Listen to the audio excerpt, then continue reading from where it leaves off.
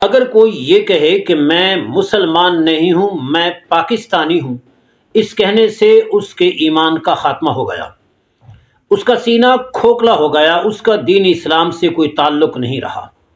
جہاں تک وطن کا تعلق ہے، جہاں تک پاکستان کا تعلق ہے، تو یہ پاکستان ہر پاکستانی کے لیے جنت ارضی ہے۔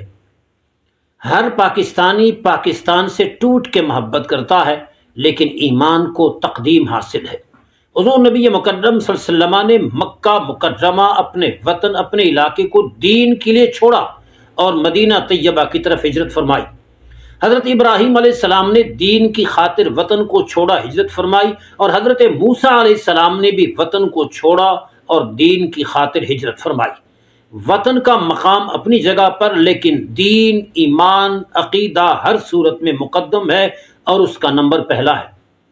علامہ اقبال رحمہ اللہ نے فرمایا، سرود برسر ممبر کہ ملت از وطن است، چہ بے خبر ز مقام محمد عربی است۔ جب پاکستان بن رہا تھا، کچھ لوگوں نے وطنیت کا نعرہ لگایا اور اسلام کو پیچھے رکھا۔ علامہ اقبال نے ان کا رد کیا، فرمایا سرود برسر ممبر، ممبر پہ باجا رکھا ہوا ہے، کہتے ہیں کہ ملت از وطن است، قومیں وطن سے بنتی ہیں۔ فرمائے نہیں، قومیں عقیدے کی بنیاد پر بنتی ہیں، ایمان کی بنیاد پر بنتی ہیں۔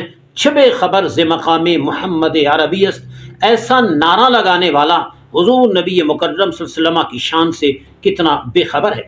اور علامہ اقبال نے ایک اور مقام پہ بڑی قیمتی بات ارشاد فرمائی، ارشاد فرمایا ان تازہ خداؤں میں بڑا سب سے وطن ہے، قرآن کو پیچھے رکھنا، دین کو پیچھے رکھنا، اللہ کی ذات کو پیچھے رکھنا اور وطن کو مقدم رکھنا، یہ گویا تازہ خدا ایجاد کرنا ہے، نئے خدا کو ماننے کے مترادف ہے۔ فرمایا ان تازہ خداؤں میں بڑا سب سے وطن ہے، جو پیرہن اس کا ہے وہ مذہب کا کفن ہے۔ اس نئے تازہ خدا وطن کا جو لباس ہے، جو قمیص ہے، وہ مذہب کا کفن ہے، یعنی پھر مذہب باقی نہیں رہتا۔ سو یہ کہنا کہ میں پاکستانی ہوں اور مسلمان نہیں ہوں، یہ غلط ہے۔ ہم مسلمان ہیں اور پھر پاکستانی ہیں، تب جا کر ایمان بچے گا۔ اللہ پاک ہم سب کے ایمان کی حفاظت فرمائے۔